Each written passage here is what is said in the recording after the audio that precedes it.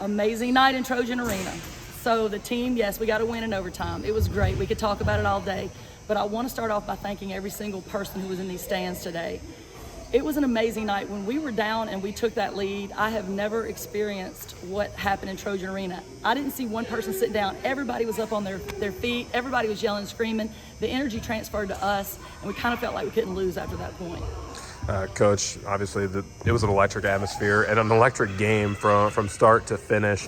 Overtime, we do have to mention the elephant in the room. May just clutch there in overtime, struggled throughout the evening, but performed when you needed it most. Talk about what that was like.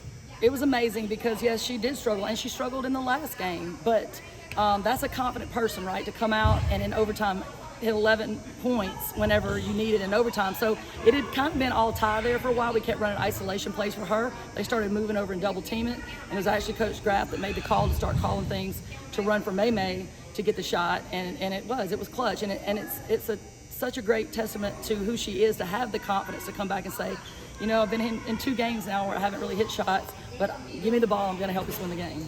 And another player, we interviewed the same players on Thursday because they did exactly the same thing on Thursday. Ty, 25-7 on Thursday. Today it's 35-17.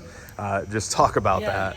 That's really incredible because I don't know if I've ever known of Ty to strive to be a high scorer or anything like that. She's just out there doing her job. I guarantee you she had no idea how many points she had at the end of this game. She's just doing her job and trying to help us win, and that's kind of the magic behind what's going on. We've kind of all grown to that spot that nobody cares. That was our quote before the game. We can accomplish a lot when nobody cares who gets the credit, and that's how they're playing. Because look at Nia Daniel tonight. Her shot was not going in. I thought she was getting a lot of contact on her shots that wasn't called. But she kept battling. She kept going in and rebounding really hard and playing great defense. And look, she's the one who made the shot that put us over the edge and brought us back. So, yeah, hard work is rewarded, and I'm thankful that that's what's going on right now. And, Coach, the fourth quarter obviously saw, a little bit of a shooting slump allowed Arkansas State to get back in the game. But when things matter most in overtime, a flip switch. You mentioned the crowd, but what did you say to them in the huddle to kind of just change their attitude? So I was the coaches were just staying down to business, what needs to happen next. And, I have had teams, whenever they would go down, they would come and their shoulders would be dropped, and we would be trying to pick them up. We'd be begging them, hey, get your confidence up. We can still win this.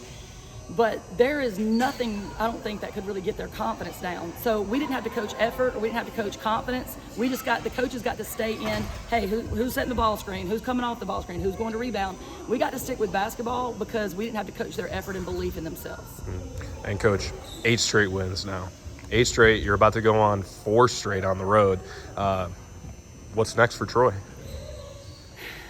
We are just still marching one game at a time towards our goal. We have to stay really hungry. We have to go look at this film just like we lost this game, like with the hunger that we had lost this game.